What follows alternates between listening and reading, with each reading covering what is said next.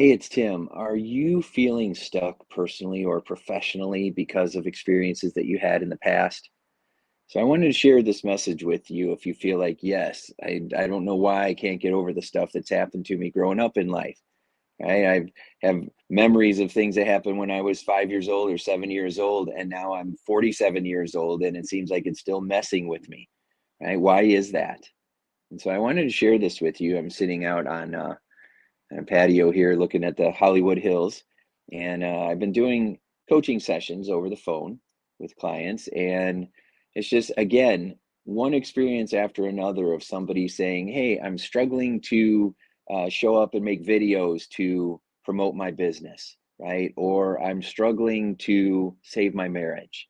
Or I'm doing fine with business, but I'm 70 pounds overweight and I can't control my eating, right? There's always something that's going on inside of us. I have so much pressure and so much anxiety, and I can't shake it. I can't sleep at night, right? I'm just feel like I'm going out of my mind, and my mind won't stop with just worrying and worrying and worrying.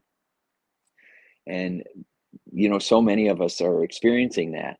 And so what do? Well, we go to our doctor and they give us medicine and try to get us to go on antidepressants, which changes your brain chemistry, but it doesn't change beliefs. It doesn't change habits. It doesn't change how you're interpreting life. It doesn't change your uh, emotional mindset at all, right? And so it just often gives us more side effects and more problems. So when we go to counseling and then we talk about the problems that we're having and we talk about them over and over and over, every bad thing that ever happened to us, and then we have to relive it. And that itself can be re-traumatizing. And that's not the therapist's fault.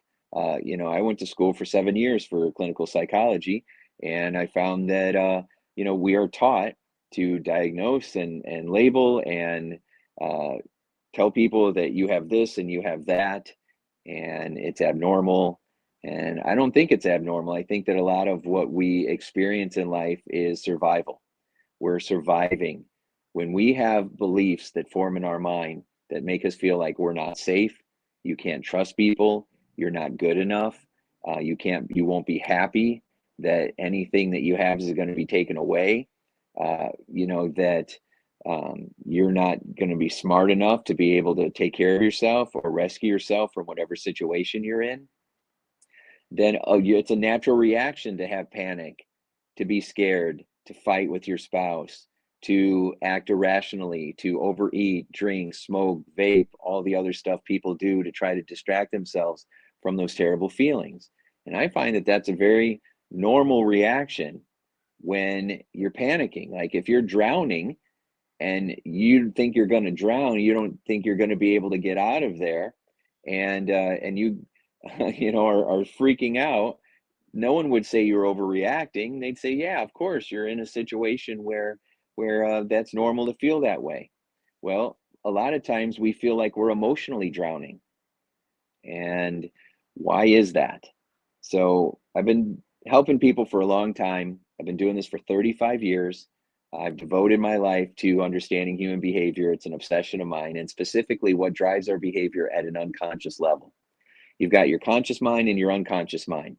Your conscious mind is the tip of the iceberg that you see floating on the surface of the water. 80% of the iceberg is underneath the water. That's your unconscious mind. That's the part of you that's controlling the show. It's the part of you that's paying attention to what's going on every minute of the day, and even when you're dreaming at night. And its job is to run the programs, the computer software that's in your brain, right? And the computer software are beliefs, what cognitive psychologists call life scripts, right? But they are beliefs. They are opinions about who you think you are, who you think others are, and how they are, and what kind of world you live in. Now, beliefs are just opinions, but when we call it a belief, it's an opinion that we have with certainty. So we think it's true. We think it's a fact, right? Like the world is a horrible place is an opinion. The world is a loving place. That's an opinion. Life is like a school. You're there to learn. That's an opinion. Uh, Life is, uh, full of selfish people and nobody gives a damn about you. Life is hell. That's an opinion. If you believe it with certainty, you will act accordingly, right? So if you think everybody is mistrusting, or and you live in a mistrusting world, then you won't trust anybody, including yourself. And then, of course, you will act in a way that causes you to show up like you're not worthwhile or trustworthy, and then you'll seem to attract other people who are not trusting either, right? And so they say that the lock attracts the key, right? So you don't see the world as it is; you see the world as you are. So if you think that everywhere you go, people are rude, everywhere you go, people are rude, then maybe it's you, right? Maybe you're bringing those perceptions with you. You're filtering the world through your filters. Well, where do these filters come from? They come from early childhood experiences. So when we're growing up and we're going through childhood experiences, our brain is constantly forming beliefs and trying to make meaning out of everything that it experiences because that's how it survives.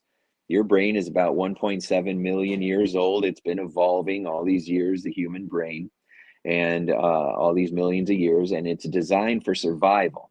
It's designed to keep you alive. It's not designed to help you thrive and to feel happy and peaceful and spiritually evolved. It's designed to keep you alive. And so it has learned that anything that is unfamiliar is not safe. And it also goes through these experiences and it makes meaning without our permission, without our consent, without our 2 cents, without our uh, adding to it. And it also does it unconsciously. So our brain is constantly making meaning. Imagine that you have someone following you around since you were little, deciding how you were going to think and feel about everything, how you were going to think, feel, and behave about everything without your consent, right? Now, that's what our brain does. So we go through something upsetting, right? So uh, I'm in fourth grade and I'm a hyper kid and I have very low self esteem. And the only way that I can get attention is by making people laugh. So I think my way to get love is to be the class clown. So I'm in fourth grade, so that makes me about 10 years old, and I can't sit still, and I just keep cracking jokes. Now the teacher was, uh, his name was Mr. Lichty, and he was about 400 pounds. I remember because he had real thin legs and he had a real thin head and neck, but he was really round in the middle. He reminded me of those twins in the Alice in Wonderland characters, right? And so, anyway, he was the teacher, and he told me that I was going to get a paddle. I was going to get spanked if I didn't quiet down. And I think he was really trying to get me to quiet down because I remember he made me sit on the paddle in class. Now, consciously looking at that giant guy, and I'm 10 years old, and he's going to hit me with a piece of wood, that should have been enough to scare me into submission. So I stopped talking. But my unconscious mind had a different idea. It said the only way that I can get attention or approval from these other kids, and then maybe if I make the bullies laugh, they won't pick on me. So the only way I can feel safe and survive is if I crack a joke about sitting on the paddle, which I did. And then I got in trouble because now Mr. Lichty had to keep his word. It's kind of interesting. I hated him for so long, but as an adult, I try to understand everybody's perspective. And he tried to give me warning after warning, and then I called him on it. Eventually, he had to do what he had to do, or otherwise, nobody in the class would listen to him. So he takes me in a different classroom and he makes me grab my ankles, and then all I feel is red hot pain shooting down my butt and the back of my legs, just red hot pain. And I can't remember if he made me pull down my pants or not. People used to make you do that back then, which is so not right at a whole other level. Right? So we used to do a whole lot of things that weren't right at a whole bunch of levels. So that's why we call them traumatic experiences. And that was certainly a traumatic experience. Okay. So he hit me with that paddle and I'm crying and I can't stop. I'm just crying and crying and crying. So I come back into the classroom and it's a whole other level of trauma for me because now I'm crying in front of the class. in front of all these people, which is the opposite of being the class clown. So I'm crying. I can't sit down. My butt is killing me, right? And I'm just crying for the whole rest of the class. And then I had to continue to go through the day. And then I never said anything. I don't think my parents even knew because they didn't bring it up because I was afraid if they found out that I might get beat twice, right? And so I was so scared that I didn't say anything. And a lot of people that go through traumatic experiences are so afraid they don't say anything and we just stuff it down. So that was a horrible experience I had. What did my brain do with it? My brain said, you're not safe and you can't trust authority. You're not safe and you can't trust authority. So when you don't feel safe, you become very reckless or you become very controlled, right? You don't speak up, you don't say anything, you hide, you try to become invisible. Well, I went the other way and just became more reckless and I despised authority, right? Because I had a lot of people always telling me that I couldn't do things.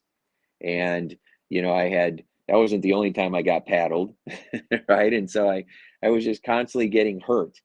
And I was just trying to feel safe and feel loved, and I kept getting hurt. So my brain created this weird connection between the two, that love means that you're not safe and it means that you're going to get hurt. So I want love, but if I have love, I'm going to get hurt.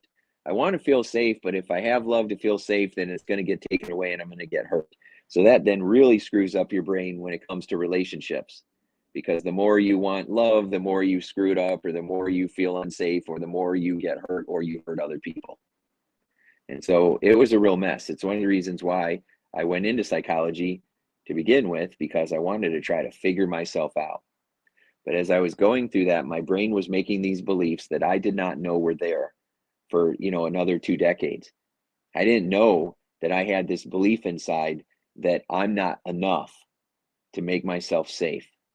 I'm not smart enough or strong enough or worthy enough to make myself feel loved. I didn't know those beliefs were in there. So those beliefs were at an unconscious level driving every decision I ever made. So it affected my love life, it affected my finances, it affected my health, it affected my self-esteem, it affected me in every possible way that there is. How you are in one way is how you are in all the ways. Okay? And so I spent a lot of time surviving in life instead of thriving, and sabotaging myself anytime things started to get good. And I would look at my surroundings and I'm like, why am I acting this way? Everything's fine, everything's good. And I couldn't understand it, but I always felt like something bad was about to happen. It's like the rug was going to be yanked out from underneath me. It was like this fire alarm inside of me that kept going off even when there was no fire. And that's what I call anxiety. Sometimes it would get so bad, I would have like a full panic attack. Right. And so I didn't know where that was coming from. And I went to counseling, and you can talk to people forever about these stories. But if you don't change the beliefs, it doesn't matter how many times you talk about the story. If I didn't change that belief that I'm not safe or I'm not worthy or you can't trust people or authority is bad, if I didn't upgrade those beliefs, then nothing in my life would have gotten better. No matter how many times I told the stories of all the bad things that happened to me, because that doesn't change behavior. Having awareness does not change behavior. You have to upgrade the unconscious beliefs that are floating in your mind. And those beliefs, it surprises people every time, usually happen before the age of 12. So when I'm doing a session and somebody goes back to something that happened when they were 2 years old, and they're like, I can't believe I even remembered that. I didn't even have any conscious awareness of that. Or I remembered that.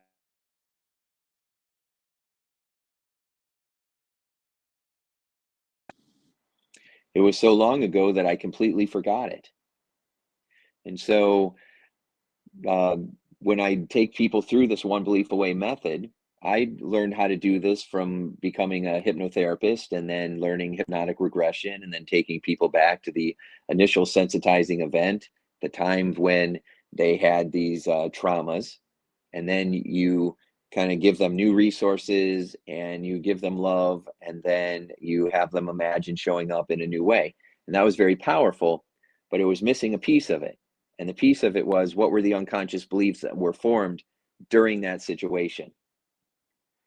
That is what I figured out from doing thousands of sessions. Oh my gosh, wait a second.